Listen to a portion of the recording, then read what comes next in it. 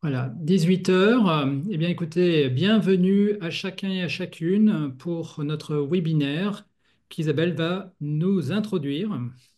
Voilà, merci Jean-Christophe pour la parole. Bonjour et bonsoir à chacun, chacune. C'est un plaisir de vous retrouver comme chaque trimestre pour ces petits rendez-vous de l'ISPC. C'est l'occasion pour nous de vous faire partager des recherches autour de certaines questions d'actualité ou tout simplement de ce qui est en train de se réfléchir et de se penser dans le domaine de l'annonce de la foi, de l'évangélisation, de la catéchèse, du catéchuménat, etc., etc. Voilà. Nous avons intitulé la rencontre de ce soir L'intelligence artificielle et la perspective de catéchistes augmentés. Parce que, effectivement, vous avez probablement déjà pu voir combien les innovations dans le domaine de l'intelligence artificielle ne cessent de s'accélérer. Chaque semaine, on a des articles dans un certain nombre de journaux, de magazines. On a aussi des publications, des éléments qui nous arrivent par les informations et les apprentissages de ces utilisations peinent à suivre, de même que les recherches ou la possibilité d'utiliser cette intelligence artificielle. On mesure aujourd'hui que c'est en train de révolutionner la manière d'apprendre, la manière d'écrire, la manière de penser. Et on a besoin de prendre aussi un petit peu de recul sur cette question-là qui va nécessairement avoir des conséquences aussi sur la transmission de la foi, sur l'annonce de l'évangile, sur la façon dont on utilise les outils de communication aujourd'hui, etc., etc.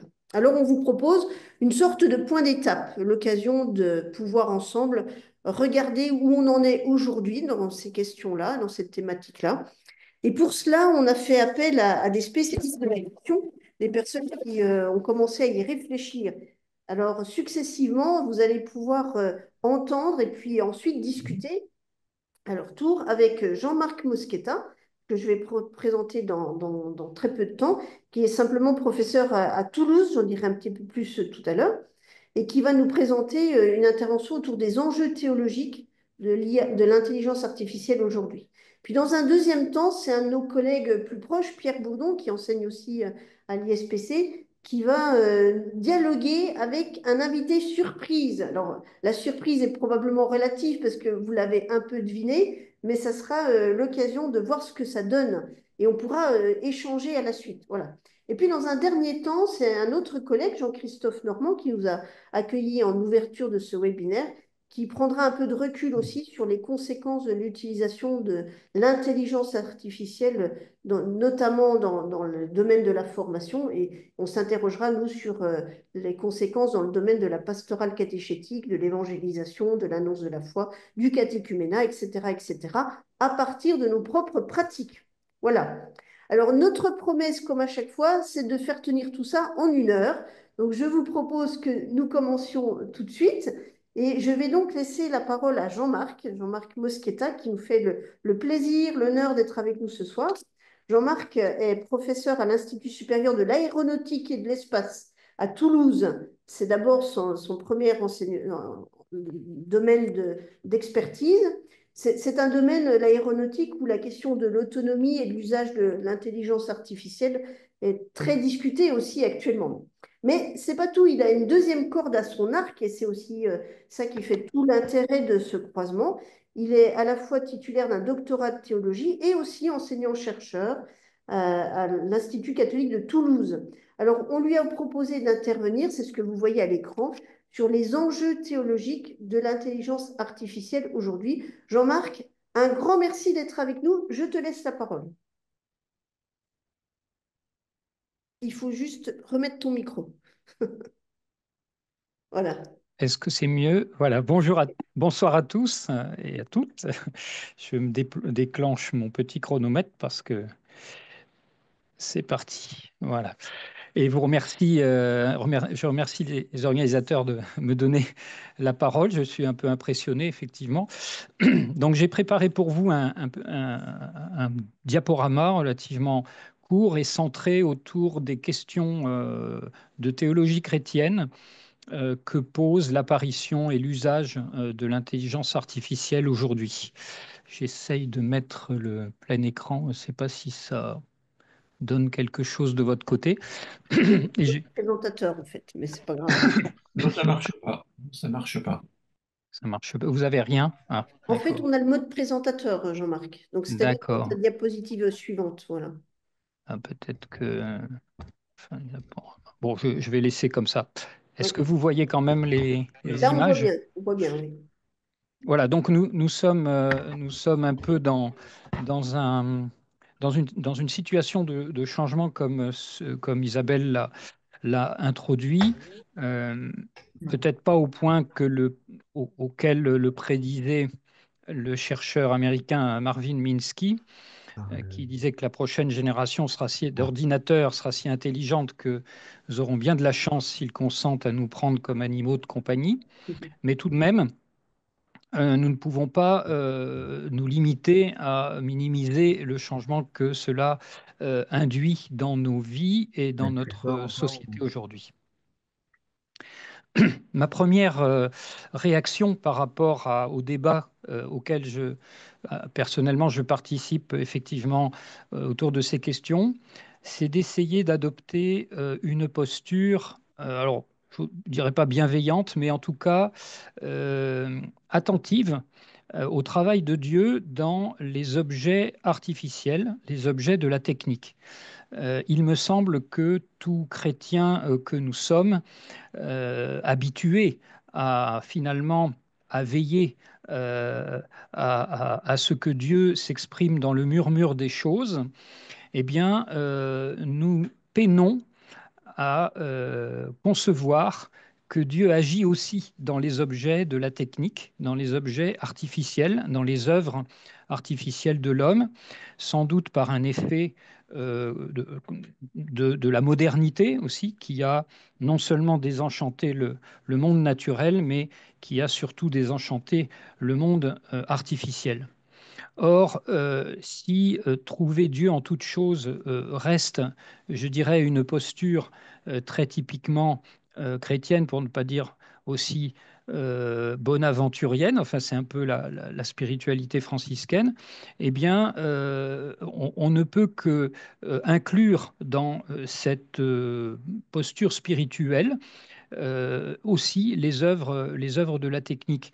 Je cite ici un collègue de Fribourg, un collègue protestant de Fribourg qui dit Dieu est constamment en train de créer le monde, et donc y compris ce qui se crée aujourd'hui, et de le trouver bon. Et c'est une lecture atemporelle des récits de la création. Dieu continue de créer le monde. Hein. C'est évidemment vrai de toujours à toujours, ce récit de la Genèse. Et ce qui s'y joue, ce qui s'y déploie, c'est effectivement le fait que la matière ou la création n'est pas du côté, n'est pas du côté nécessairement du diable, et il en va de même pour les objets artificiels. Alors, je vais un peu plus loin dans la provocation dans ce sens en disant que puisque le pape François nous invite dans le paragraphe 84 de Laudato Si, mais avec lui toute une tradition de la pensée chrétienne, à considérer que tout l'univers matériel n'est pas simplement l'univers biologique, n'est pas simplement les éléments minéraux, enfin tout ce qui existait avant nous en quelque sorte, mais que tout l'univers matériel est un langage de l'amour de Dieu, de sa tendresse démesurée envers nous, de sorte que tout est caresse de Dieu, alors nous pourrions parler des algorithmes et en particulier aussi des machines et notamment des systèmes d'intelligence artificielle comme caresse de Dieu. Alors qu'est-ce que ça veut dire? Ça ne veut pas dire que tout ce qui est algorithmique soit nécessairement l'expression la plus merveilleuse de l'amour de Dieu pour nous, mais c'est un lieu où peut travailler l'Esprit Saint, où peut travailler effectivement la patte divine pour en faire quelque chose qui soit au service de son projet de salut. Et son projet de salut ne porte pas uniquement sur la seule espèce humaine, il porte aussi sur l'ensemble des objets créés. Alors, je cite Pie XII, qui n'est pas très connu pour ça, mais qui dans les cadres des années 50, et au cours d'un de ses radiomessages, qu'on appelle en fait la bénédiction Urbi et Torbi, suggérait de placer au pied de la crèche, y compris les machines et les nombres, les laboratoires et les découvertes, etc. On pourrait y ajouter les systèmes d'intelligence artificielle et les placer au pied de la crèche. Ce n'est pas lui offrir un cadeau pour lui faire plaisir, c'est aussi pour les mettre à ses pieds pour qu'ils soient transformés. Le travail qu'il a déjà commandé, c'est ce que dit le pape Pie XII, c'est comme lui présenter le travail déjà commandé par lui et maintenant joyeusement exécuté, même s'il n'est pas achevé, puisque celui qui achève toute chose, eh bien, c'est aussi le Seigneur. Donc, paraphrasant un auteur américain qui s'appelle Ronald Cole Turner, je dirais qu'avec l'IA, Dieu a de nouvelles possibilités de faire aboutir son plan de salut. À nous de trouver quelles sont ces nouvelles possibilités, peut-être de les mettre en avant et mettre de côté les nouvelles possibilités que nous offre l'IA de faire échec à ce plan de salut sur le monde. Et c'est cela, ce travail de discernement qui nous est proposé. Alors, euh, enfin, la bénédiction des objets, des systèmes d'intelligence artificielle, ou je dirais plutôt l'attitude a priori positive sur ces systèmes, procède aussi d'une démarche eucharistique, puisque il est question de souligner ici que le choix par Jésus des offrandes eucharistiques à la scène est un choix qui porte non pas sur l'agneau pascal, ce qui aurait été, je dirais, la pièce logique d'un menu de ce moment liturgique auquel se passe la scène, mais sur des objets techniques que sont le pain et le vin. Le pain et le vin sont des objets qui sont très très spécifiquement le fruit du travail des hommes. C'est d'ailleurs ce que souligne le missel, fruit de la terre et du travail des hommes, c'est-à-dire des objets qui réconcilient finalement un donné naturel et l'œuvre technique de l'homme. Alors pas seulement du boulanger, mais aussi du cultivateur, puisque le blé, ça n'existe pas dans la nature, c'est un organisme qui a été sélectionné, hein, génétiquement sélectionné, et qui apparaît au moment du néolithique, évidemment, dans l'histoire de l'humanité. Au plan sauvage, ce n'est qu'une plante, un graminé quelconque. Après, il y a la fermentation, la cuisson, etc. Et de même, évidemment, pour le vin, qui est un objet éminemment technique, qui suppose une grande compétence. Donc, voilà. Donc, le Christ choisit des objets techniques, et de nouveau, le missel nous dit, dans le canon romain d'ailleurs, tu ne cesses de créer tous ces biens. Donc, Dieu est désigné comme créateur des objets artificiels, on pourrait dire aussi de l'intelligence artificielle, et tu les sanctifies, tu leur donnes la vie, les bénis et nous en fais le don. Par rapport à l'intelligence artificielle, plus spécifiquement le mot intelligence, il me semble important de également souligner que très tôt dans la pensée judéo-chrétienne, en particulier dans le deuxième récit de la création en Genèse 2-3, le récit pointe sur le fait que l'exercice du jugement, de l'intelligence, peut faire bon ménage avec la confiance. Alors ça, c'est très intéressant quand on a affaire à des systèmes d'intelligence artificielle qui, pour la plupart d'entre nous, nous échappent dans leur soubassement mathématique.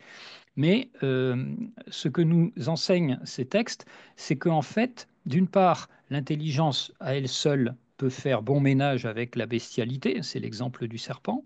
Donc ça n'est pas une fin en soi.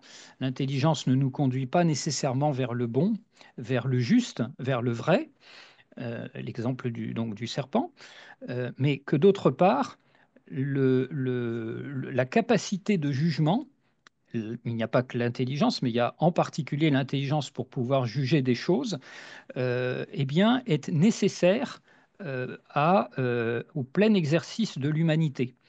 C'est-à-dire que ce n'est pas l'apologie de l'obéissance, la pointe du récit, c'est l'apologie du jugement compatible avec la confiance. Et on voit là que les personnages d'Adam et Ève sont moquer lorsqu'il s'agit effectivement d'obéissance aveugle ou de s'en tenir aux apparences en ce qui concerne Ève ou de s'en tenir à la parole de la femme en ce qui concerne Adam. Donc les deux sont un peu ridiculisés dans le fait qu'ils devraient simplement obéir de manière irréfléchie.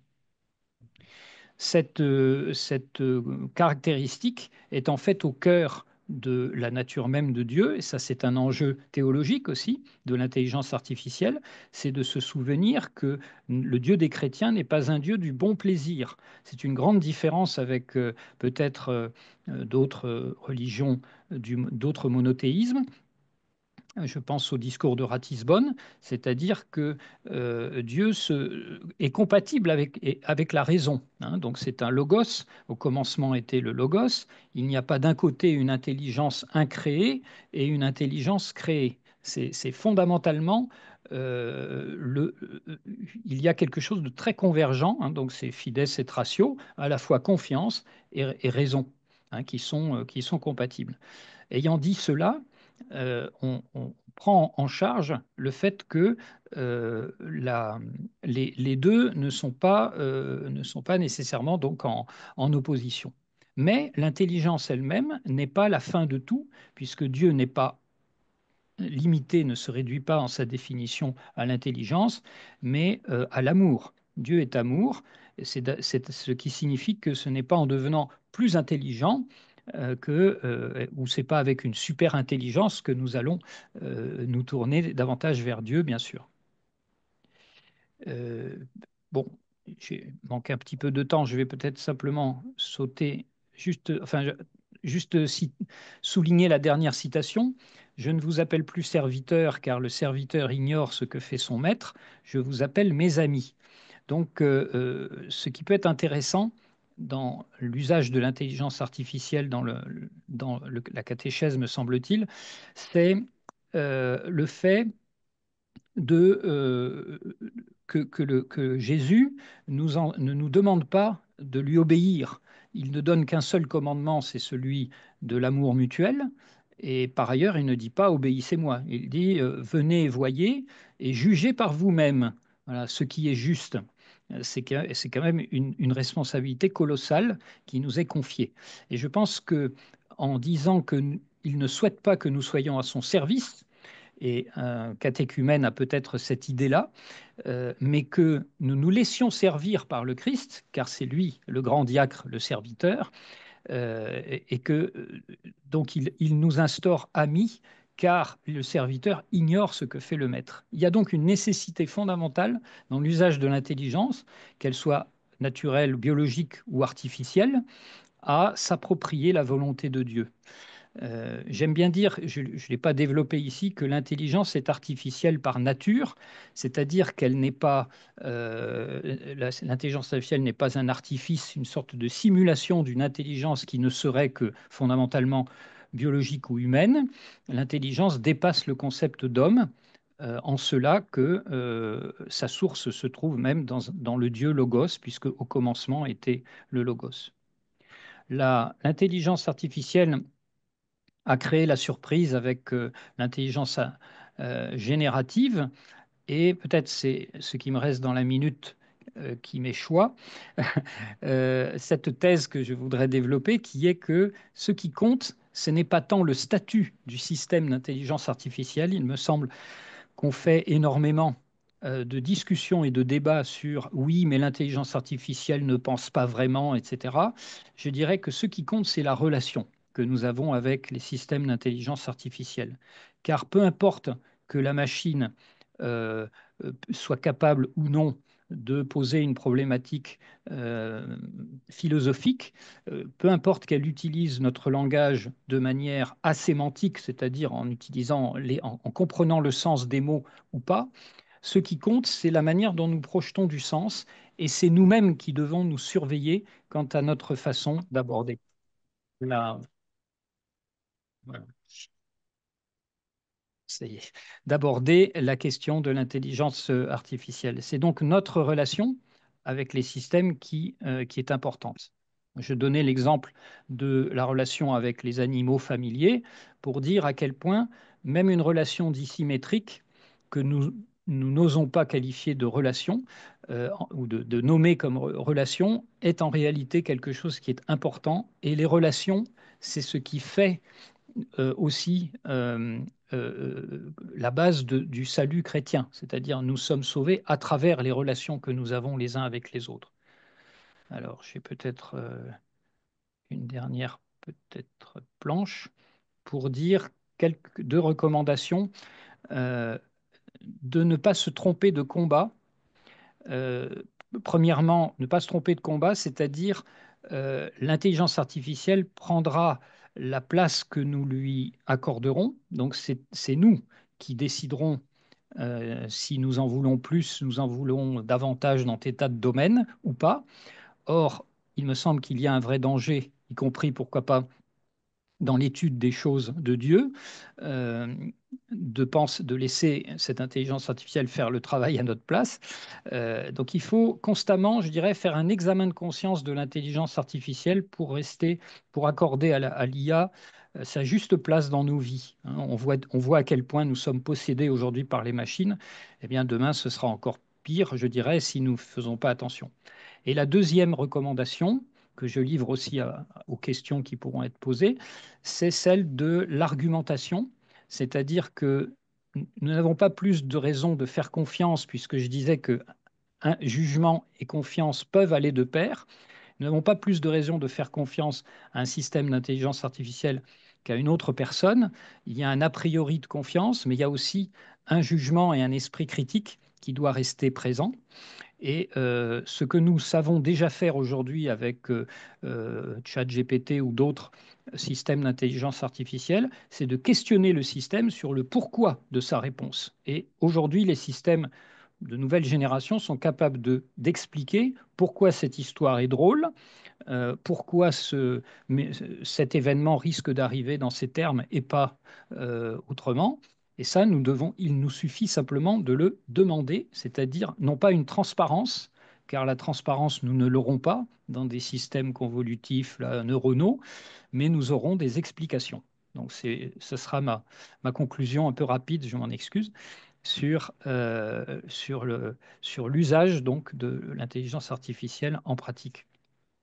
Eh bien, merci Jean-Marc. On va avoir l'occasion de revenir un petit peu après, hein, pour discuter avec toi. En tout cas, pour des personnes qui ont l'habitude de fonctionner dans le milieu universitaire ou dans le milieu éducatif, on ne peut que rejoindre cette invitation à la fois à regarder les choses avec confiance, mais pas une confiance naïve, une confiance qui permet quand même l'exercice du jugement et de l'esprit critique. Voilà, il nous faut pouvoir quand même comprendre et demander à comprendre. Merci pour ces éléments. On va y revenir tout à l'heure. Vous aurez toujours la possibilité de poser vos questions à Jean-Marc Mosqueta dans le chat, la discussion qui est sur la droite de votre écran. C'est possible maintenant, puisqu'on les relaiera tout à l'heure, mais ce sera possible aussi tout à l'heure. Voilà. Je vais passer la parole maintenant à Pierre Bourdon. Donc Pierre est enseignant à l'ISPC. Il est prêtre du diocèse de Nanterre. Il est docteur en théologie et il s'est toujours intéressé au lien entre science et foi. Il fait partie du réseau Blaise Pascal, qui est un réseau dont il pourra peut-être nous dire quelques mots rapidement, mais dont on reparlera aussi à la fin du webinaire pour information, mais qui justement s'intéresse à tous ces liens entre la science, la foi, le domaine de la réflexion en lien avec la culture, etc. Et c'est pour nous aussi l'occasion de mettre en valeur l'importance de ce domaine pour la transmission de la foi. On sait combien pour les catéchumènes et les catéchistes, le lien entre science et foi est souvent un lieu de conflit, de, parfois de mécompréhension, de blocage pour certains. Donc, c'est aussi l'occasion cette fois-ci de le regarder avec confiance, comme disait Jean-Marc, et de se laisser porter par le dialogue qui va suivre. Voilà, Pierre, c'est à toi. Merci Isabelle. Bonsoir à tous, extrêmement nombreux ce soir. Donc, je vous propose de me tourner vers notre intervenante, Jamie. Bonsoir, Jamie. Bonsoir, Jamie. Alors, Jamie, est-ce que ce soir, on pourrait parler ensemble, pour revenir un peu au sujet, des paradigmes de la catéchèse? ce serait avec plaisir de parler des paradigmes de la catéchèse. Est-ce qu'il y a un aspect en particulier qui vous intéresse, ou bien voulez-vous qu'on reprenne le sujet depuis le début? Oh, depuis le début, ce serait long, mais disons les grands paradigmes de la catéchèse, peut-être les paradigmes historiques. D'accord, les grands paradigmes historiques de la catéchèse, c'est un vaste sujet. Un instant, laissez-moi réessayer. Euh, D'accord, les grands paradigmes historiques de la catéchèse, c'est un vaste sujet. On pourrait commencer par les tout débuts, à l'époque apostolique, si ça vous intéresse. oui, et les paradigmes contemporains en France, alors, pour ne pas faire toute l'histoire. Très bien, concentrons-nous sur les paradigmes contemporains en France. Pourriez-vous me donner quelques noms de théologiens ou de mouvements catéchétiques français qui vous intéressent particulièrement? Ah bah tiens, on pourrait s'intéresser à Isabelle Morel, par exemple. Isabelle Morel, c'est un excellent choix. Attendez, je suis désolée. Laissez-moi réessayer. Ah. Isabelle Morel, c'est un excellent choix. Elle a beaucoup écrit sur la catéchèse en France et sur les enjeux de la transmission de la foi aujourd'hui.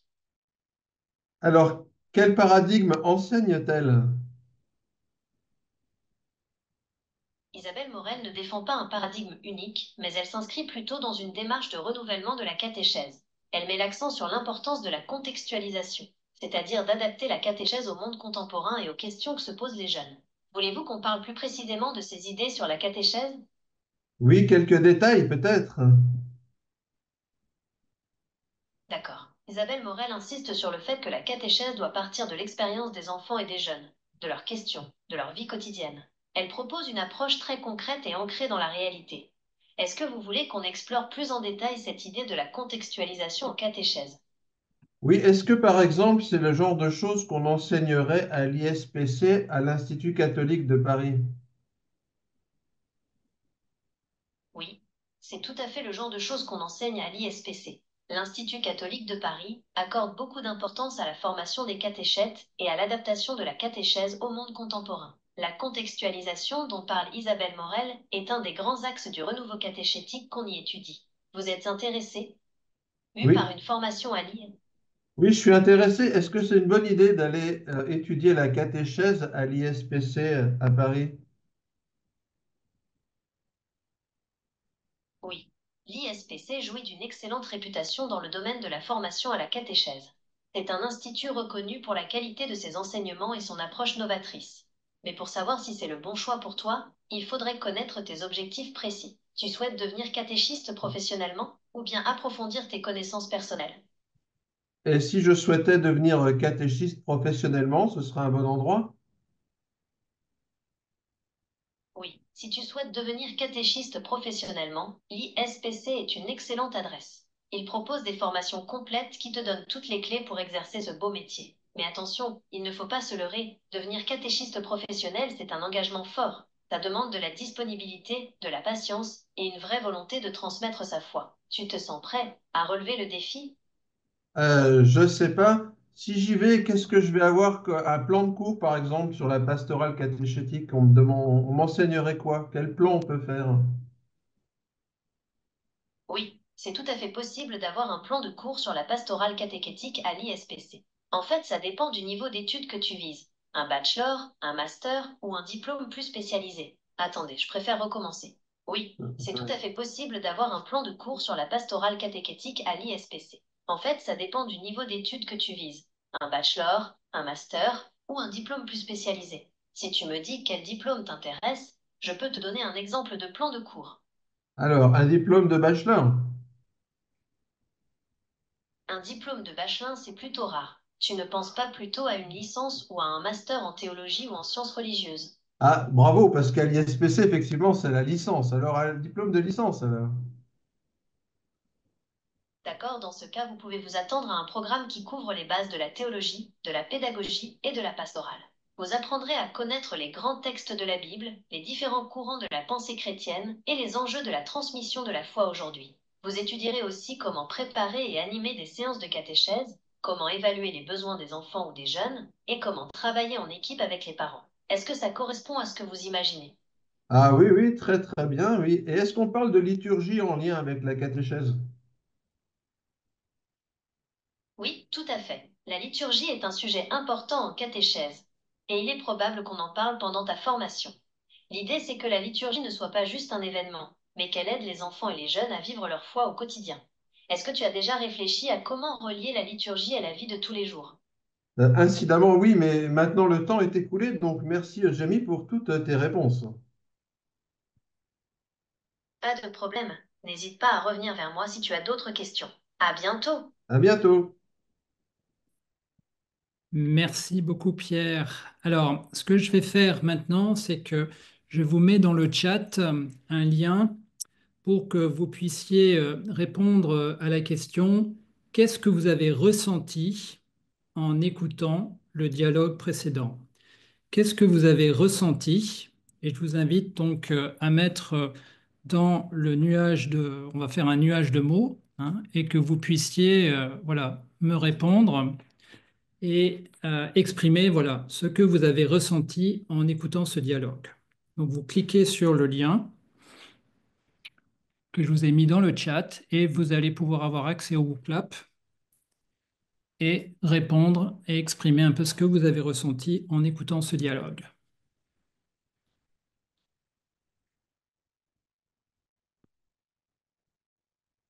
Tu es sûr que c'est le bon lien, Jean-Christophe, hein, parce qu'on arrive sur un site de création.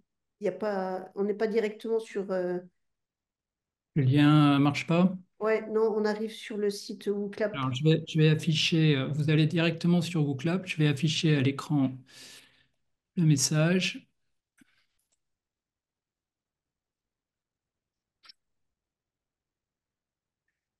Hop, voilà. Donc, Voilà. vous pouvez voir, vous allez sur WooClap et vous tapez le code événement OSECMK. OSECMK. Voilà, je vous laisse le noter. Et puis, on va avoir. Voilà. On dit un peu de patience, il n'y a pas de questions lancées pour l'instant. Allez-y. Voilà, c'est bon, super. Merci. Donc, qu'avez-vous ressenti en écoutant le dialogue précédent?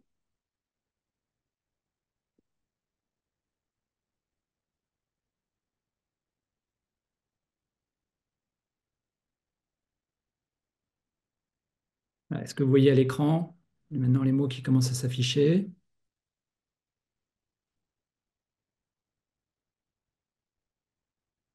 Donc beaucoup d'impressions donc différentes, hein, avec un mot-clé bluffant là, qui est dominant. Étonnement aussi, impressionné. Excusez-moi, moi j'ai un souci, je ne sais pas du tout où est-ce que je dois écrire. C'est Alors, vous. en fait, on peut aller sur le site Parce que wooclap.com et on entre le code OSECMK. Ah, attendez, parce que excusez-moi, c'est la deuxième fois que je fais une visio, en fait, la troisième fois que je fais des visios, Oui, pas et je ne grave. sais pas où, à quel endroit Il je faut dois en le. fait aller sur Ah, attendez, Internet avec votre navigateur, Alexandra. Voilà, on va peut-être encore une poignée de secondes pour vous laisser de rentrer. Voilà.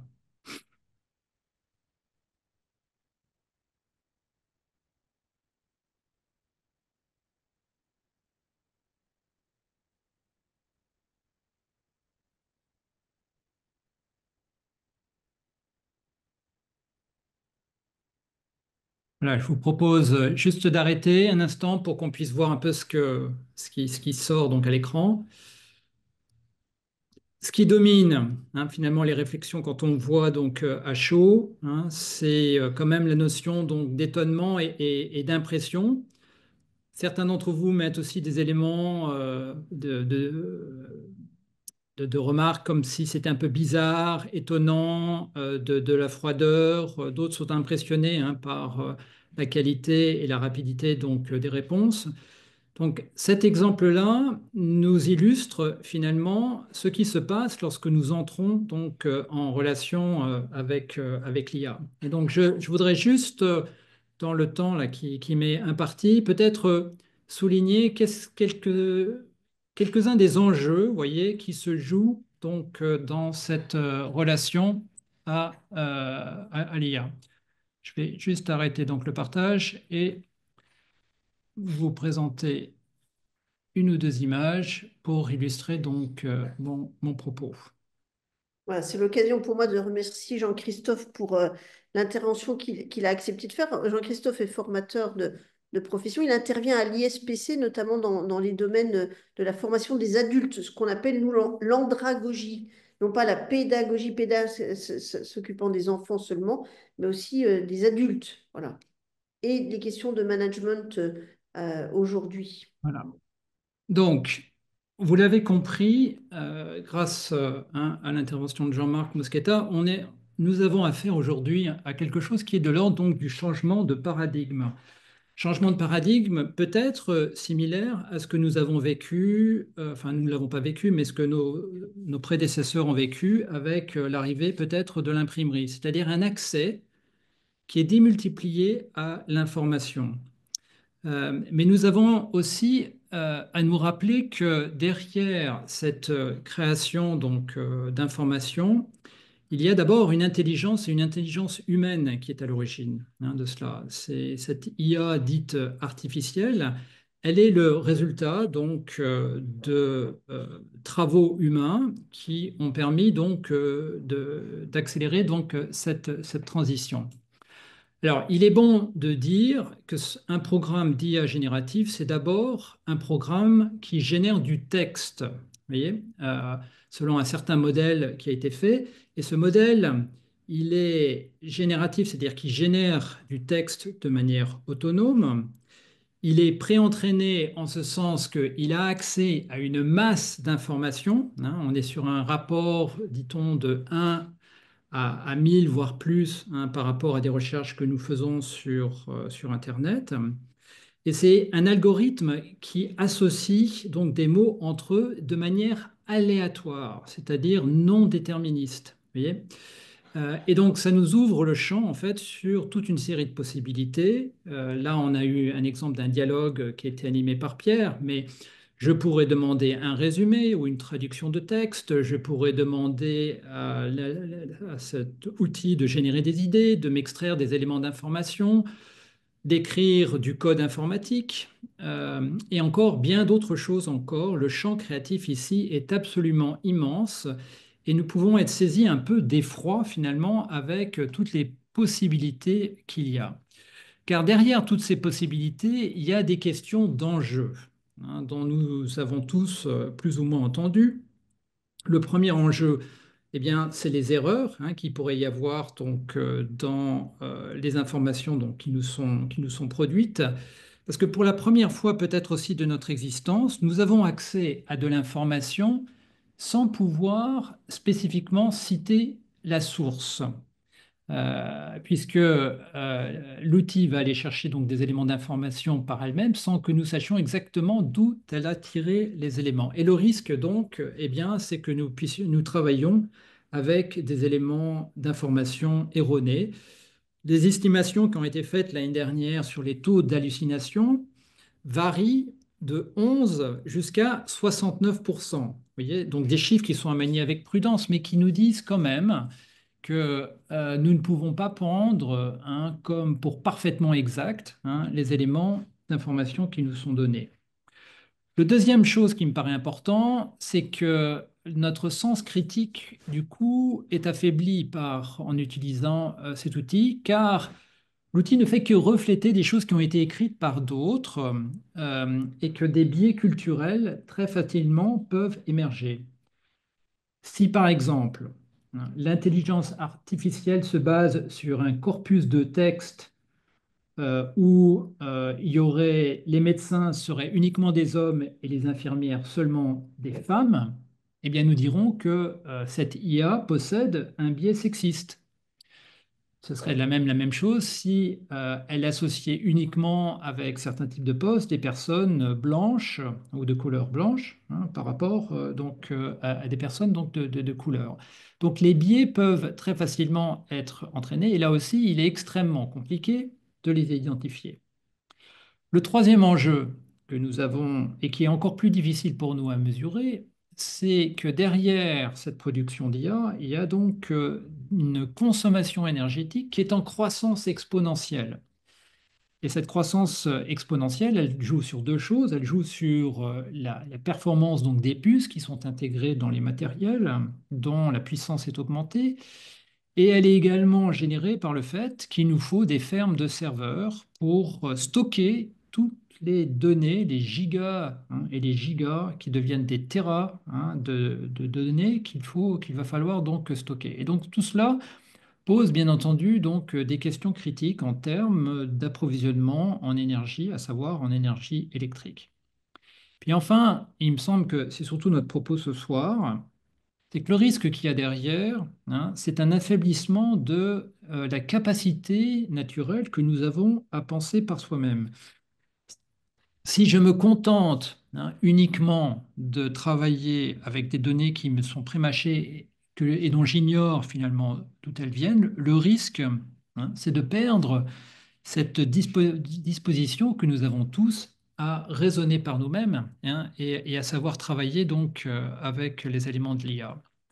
Alors, il y a le magistère réfléchit, les théologiens réfléchissent sur cette question. Il y a un document récemment qui a été sorti par le Dicaster pour la culture et l'éducation, Antiqua et Nova, et qui travaille un peu cette question du rapport entre l'intelligence artificielle et l'intelligence humaine. Et il souligne, ou il nous rappelle peut-être, que l'IA n'est pas humaine et donc pas croyante. Elle est simplement le reflet de choses qui ont été produites certes par des humains, mais en face de nous, nous n'avons pas une personne de chair et d'os, et nous avons toujours le risque de projeter sur ce texte ou cette voix que nous entendons une personne, une véritable personne humaine. Nous devons dire donc aussi que, par définition, dans la transmission de la foi, nous le savons, c'est l'importance du témoignage individuel. Et cette production de l'intelligence artificielle, elle ne peut pas remplacer en soi un témoignage individuel. Le système qui fonctionne peut donner l'illusion d'être en train de raisonner, voire de ressentir. Nous avons chaque fois à nous rappeler qu'il n'en est rien et que nous avons à prendre une certaine distance par rapport au danger de l'anthropomorphisation. Troisième point qui me paraît important, l'IA ne génère pas des idées nouvelles. Elle fait simplement que structurer et ordonner des choses qui existent de manière aléatoire. Donc, elle dispose les éléments d'information et elle a surtout donc une capacité à recueillir et à synthétiser donc d'une manière extrêmement rapide. Et surtout, c'est surtout ça finalement qui nous intéresse, dans la mesure où nous allons pouvoir gagner du temps. Et c'est ça le quatrième enjeu, c'est qu'elle sert donc ici un enjeu de productivité qui est vraiment un peu l'enjeu central qui nous habite tous, celui de faire plus ou mieux en moins de temps. Et donc nous pouvons ici facilement faire une critique du paradigme technocratique qui verrait finalement dans ces nouvelles technologies un Graal futur, une solution future en fait pour nous permettre de faire toujours plus en moins de temps. Sauf qu'il y a un prix qui est à payer, un prix, je l'ai dit, en apport énergétique, mais aussi peut-être un prix à payer d'un point de vue de notre capacité à utiliser notre raison. Alors, vous aurez le loisir peut-être par vous-même de faire des essais parce que ce qui est intéressant avec ces nouveaux outils, c'est bien sûr d'essayer de comprendre un peu comment ils fonctionnent et de voir comment ils fonctionnent. Alors, vous avez par exemple deux ressources aujourd'hui spécifiquement sur notre sujet qui peuvent être intéressants. Un outil qui s'appelle KT-GPT, un autre qui s'appelle Magisterium, et je vous invite vraiment à faire par vous-même un essai pour voir un peu comment ces outils résonnent, comment est-ce qu'ils fonctionnent, en essayant de vous poser à chaque fois la question, finalement, comment est-ce que je pourrais moi-même exercer mon intelligence, c'est-à-dire travailler d'une autre manière, tout en préservant mon autonomie ou ma capacité donc de penser par moi-même. Si ce sont des outils qui viennent pour nous aider dans les tâches ou dans les missions que nous avons à faire, elles ne doivent pas pour autant voilà, remplacer à la fois notre sensibilité, notre intuition, notre capacité par nous-mêmes à produire des idées. Elles peuvent venir voilà, nous accompagner dans un processus. Et donc, comme tout nouvel outil, eh bien, nous allons tous être confrontés à cette exigence de savoir les utiliser de manière intelligente et appropriée. Dit d'une autre manière, l'enjeu va être pour nous de savoir utiliser ces outils à leur juste mesure, à ne pas les idolâtrer ou en faire finalement une forme nouvelle une source nouvelle pour nous uniquement de puissance ou de recherche d'efficacité, mais qu'elle puisse voilà, contribuer simplement à faire ce pour quoi nous sommes appelés, finalement, c'est-à-dire être capable de donner notre témoignage dans un effort de transmission de foi qui s'insère voilà, dans une tradition qui est la nôtre depuis plus de 2000 ans. Voilà, je vais arrêter là. Merci Jean-Christophe. Merci pour ces compléments d'informations et puis de ces réactions à la suite de ce que nous avons vu.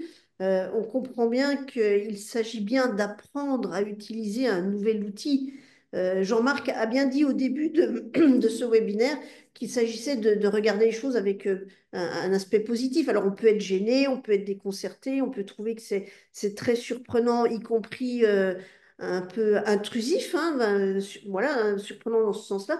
Mais en même temps, il y a une forme d'apprentissage à effectuer. Et ce qui était intéressant dans l'intervention de Jean-Marc, mais peut-être Jean-Marc, tu vas pouvoir réagir aussi dans un premier temps à ce que l'on a dit par la suite, c'est vraiment l'importance de nous surveiller. C'est ce que j'ai entendu de ton intervention, nous surveiller dans notre manière d'aborder l'intelligence artificielle.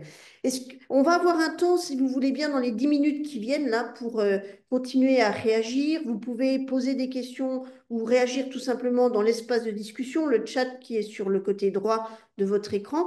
Et j'aurais bien voulu redonner tout de suite la parole à Jean-Marc Mosqueta, s'il voulait, lui, nous apporter une première réaction après ce qu'on a entendu, s'il te plaît. Oui, je crois que nos propos se sont bien complétés. Merci à tous les intervenants. Ma réaction, peut-être une petite réaction, un contrepoint par rapport à l'idée que l'IA ne générerait pas d'idées nouvelles. Je pense que ce qui est intéressant, c'est d'être surpris aussi par les propositions de l'IA. Je comprends bien l'argument, c'est-à-dire que en l'état actuel des choses, l'IA brasse une très grande masse de données et finalement c'est un très puissant interpolateur en quelque sorte. Ça permet d'interpoler des choses, mais je ne dirais pas qu'il n'y a pas de production de nouveautés. Je pense D'accord. qu'il y a une véritable il y a une véritable créativité au sens que, bon, je suis passé trop vite, mais je vous ai montré à un moment donné un portrait de Rembrandt que Rembrandt n'a jamais peint. Alors, ça s'appelle The Next Rembrandt. Bon, c'est amusant.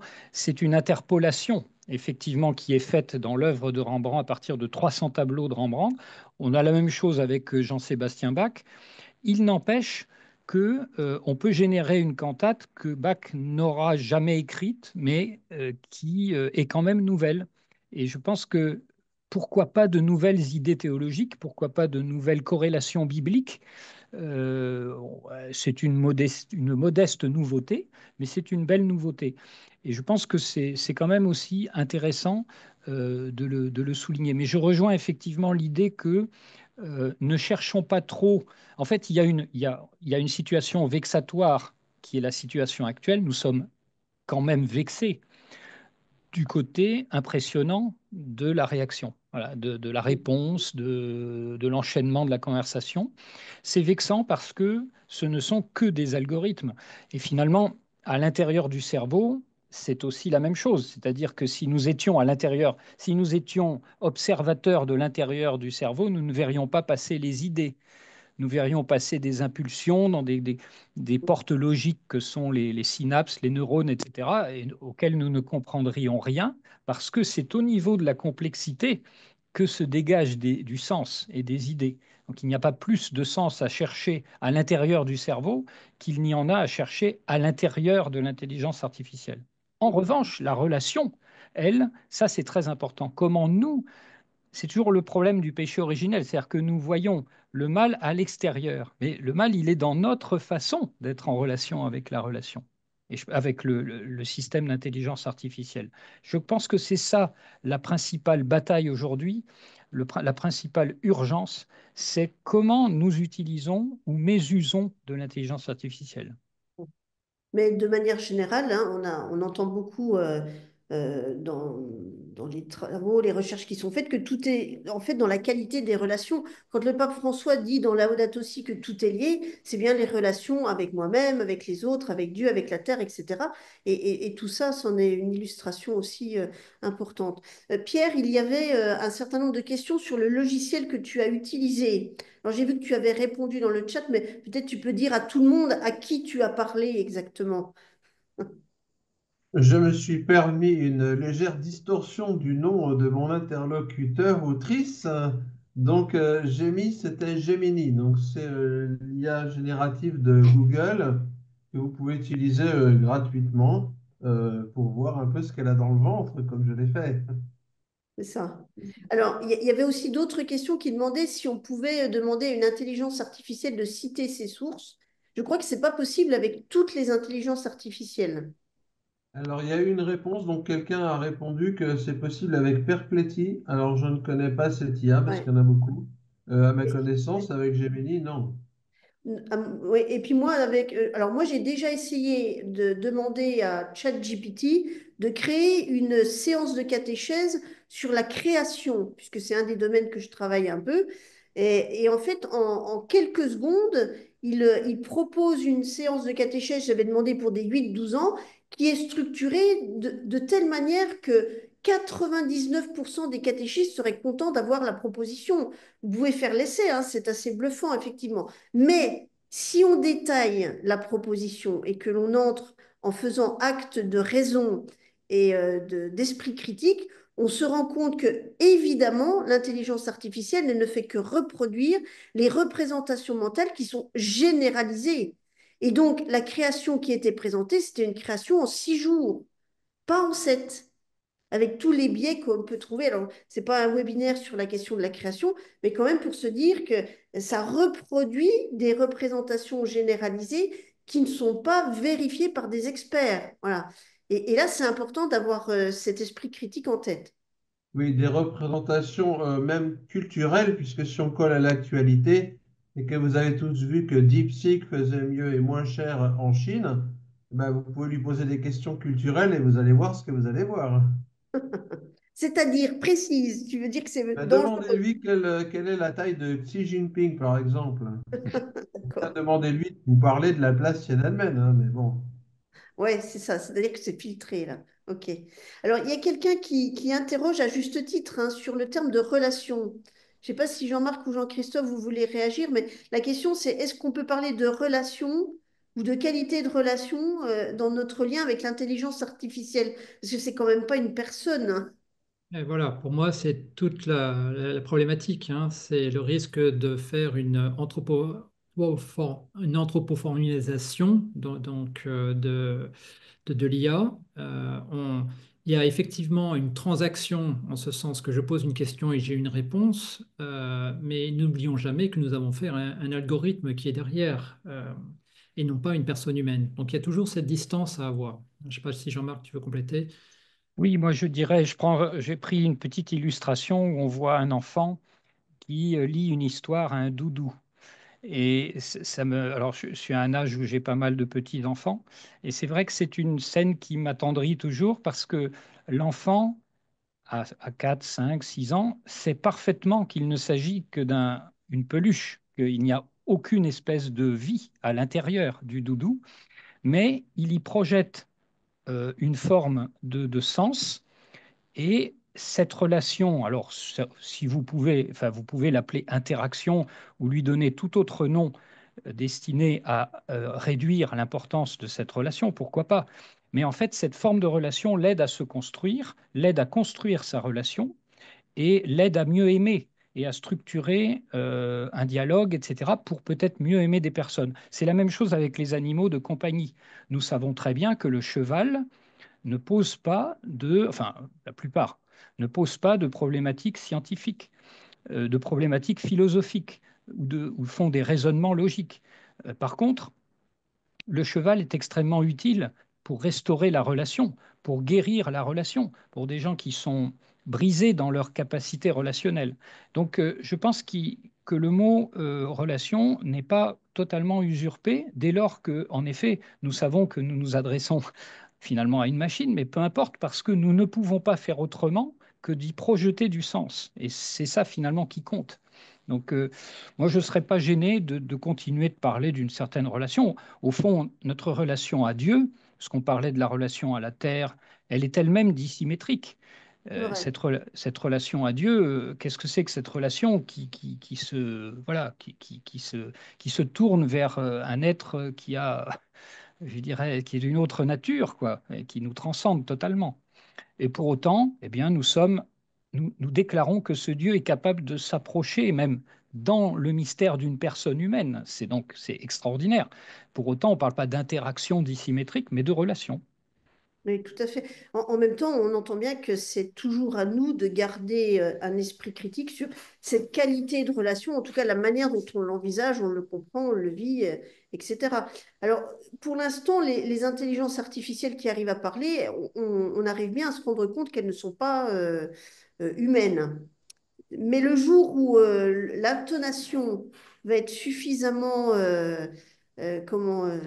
humanisée, entre guillemets, pour qu'on s'y trompe, il peut y avoir un risque là de se faire avoir. Et ça amènera d'autres questionnements aussi par rapport à ça. Voilà. Ça fait partie du principe de transparence qui fait partie de l'acte européen sur l'IA qui a été voté. D'ailleurs, hier, qui a été mis en œuvre de manière obligatoire pour chacun des pays européens. Donc, il y a quand même l'idée qu'il est interdit, en tout cas en Europe, de faire passer un agent humain, pardon, un agent robotisé, une IA, pour un agent humain. Il faut le déclarer. Voilà. Là, Mm. c'est des principes de base, quoi. Mm. Il y a une question qui demande, est-ce que l'IA ne risque pas de se prendre pour Dieu? C'est-à-dire, est-ce qu'elle aurait une capacité d'autonomie ou est-ce qu'elle ne fait que ce qu'on lui demande? Pour l'instant, il me semble que c'est ça, mais qu'est-ce qu'on peut répondre, Jean-Marc, là? Moi, encore une fois, je pense que là, on est dans les balbutiements de l'intelligence Ah, artificielle, sachant que la conscience, par exemple, ou la notion de sujet n'est pour le moment n'est pas encore à portée de main. Alors, ça viendra peut-être, parce qu'il n'y a pas de raison que ce que la nature a créé, je dirais, par hasard. La pensée n'est pas quand même, voilà, ça existe un peu partout sous forme élémentaire, mais la conscience de soi, ça reste quand même une spécificité assez rare dans le monde biologique. Il n'y a pas de raison qu'on n'arrive pas finalement à ce stade-là. Pour l'instant, ce n'est pas le cas. Et puis encore une fois, personnellement, je trouve que ce débat nous distrait de notre c'est ça. aliénation et des dangers d'aliénation que nous avons, nous, dans notre façon, notre addiction, dans notre façon de, de renoncer à demander pourquoi. Tu dis que la catéchèse est mieux enseignée à la Catho de Paris plutôt qu'à Oui, la Catho de Lyon, par exemple. ouais, ouais, par Euh, exemple. eh bien, justifie pourquoi est-ce qu'on l'exige des interlocuteurs humains et qu'on ne l'exige pas de la machine? Parce qu'il y a une espèce de voilà, bah, c'est l'IA qui a dit ça, hein, c'est Gemini. Donc voilà. Ouais. Et donc, on entend bien, alors on va arriver à la fin du webinaire, mais merci pour ces éléments, mais on entend bien qu'il y a un véritable enjeu éducatif là derrière. C'est-à-dire qu'on va aller vers une utilisation de plus en plus habituelle et un grand nombre de nos enfants, de nos adolescents, des grands jeunes qui sont même en études utilisent maintenant un logiciel d'intelligence artificielle. Euh, et c'est peut-être une bonne chose si ça stimule la créativité, si ça aide à apprendre, etc. Mais on entend qu'il y a un enjeu éducatif dans la manière d'apprendre à utiliser cet outil. Et pour le coup, les familles peuvent être un lieu où on développe cet esprit critique, mais l'éducation, les différents acteurs éducatifs et le monde ecclésial en est un aussi, peut être un lieu qui essaye d'aider à développer cet esprit critique. En tout cas, d'un point de vue catéchétique, même au sens large du terme, hein, c'est probablement un des enjeux qui doit mobiliser notre attention pour les temps qui viennent. Voilà, je voudrais remercier nos différents intervenants. Vous rassurer sur le fait que, puisque vous êtes inscrit à ce webinaire, vous allez recevoir l'enregistrement qui a pu être fait. Et puis, un certain nombre d'entre vous ont demandé aussi les diapositives, à la fois de Jean-Marc et puis celles de Jean-Christophe. Messieurs, si vous êtes d'accord pour nous les partager, je pense que ça sera utile pour celles et ceux qui avaient besoin de retrouver les références. Par exemple, celle de Jean 15, 15. Je ne vous appelle plus serviteur car le Seigneur ignore ce que fait son maître. Et donc, je vous appelle mes amis, nous en sommes bien là, nous, qui ne sommes pas des machines. Voilà. Si on peut avoir ça en tête, ça peut être une belle conclusion pour toute cette soirée. Merci à Jean-Marc, merci à Pierre. Alors, je termine Plaisir. en vous proposant juste quelques infos. Et entre autres, Pierre, si tu voulais nous parler de ce colloque, pour celles et ceux qui s'intéressent vraiment à l'intelligence artificielle, il y a un colloque qui est organisé par le réseau Blaise Pascal. Oui, donc vous trouverez beaucoup de choses puisque c'est le sujet numéro un de publication, l'IA. Là, pour la pub du réseau Blaise Pascal et de Jean-Marc Mosqueta, comme vous le voyez. C'est notre prochain colloque, c'est dans 2 mois. IA, avantages et défis. Le réseau Blaise Pascal, donc Sciences, Culture et Foi, c'est un peu le réseau historique depuis 2000, hein, ça fait 25 ans, pour le dialogue sciences et théologie en France. Bon, il y a eu un réseau évangélique après, celui-là, il est aconfessionnel, même s'il a commencé dans un cadre catholique, mais il est composé de groupes locaux. Donc, moi, je suis parti d'un groupe, mais il y a des groupes dans les grandes villes, en fait, en général, hein. De temps en temps, on fait un colloque en alternance avec celui de l'équipe européenne, voilà, qui s'appelle l'ESAT. Ça, c'est le réseau français. D'accord. Et donc, ça, ce colloque sur l'intelligence artificielle aura lieu les 29 et 30 mars prochains à la Maison Saint-Sulpice, c'est dans le 6e arrondissement de Paris. Si on veut en savoir un peu plus, on peut peut-être demander à l'IA de nous dire exactement quand ça se passe et où ça se passe. Elle devrait retrouver la formation. Voilà. J'espère. Et puis j'en profite pour vous dire aussi que le prochain colloque de l'ISPC, un colloque international, il aura lieu du 17 au 19 février prochain. Ça va être pour nous l'occasion de creuser un autre domaine qui nous intéresse au plus haut point, c'est celui de l'institution des nouveaux ministères, lecteurs, acolytes, catéchistes. On peut les envisager comme une urgence missionnaire quand on regarde bien à la fois les textes et ce qui est proposé. C'est aussi un enjeu d'avenir pour nous. Et si jamais vous avez besoin d'informations, eh bien, comme d'habitude, notre assistante Judith Ramirez est disponible au numéro de téléphone qui s'affiche sur votre écran ou par courriel à l'adresse de l'ISPC. Vous pouvez aussi nous suivre sur la page Facebook de l'ISPC. On sera très heureux de poursuivre le dialogue avec chacun et chacune d'entre vous. Voilà, un grand merci pour votre attention, chers amis. On sera heureux de se retrouver prochainement pour l'une ou l'autre occasion. Le prochain webinaire étant prévu fin mai, je crois. Je n'ai plus la date en tête, mais vous aurez bien évidemment l'information en temps et en heure. Très bonne soirée à tous et merci à nos intervenants respectifs. Au revoir. Bonne soirée.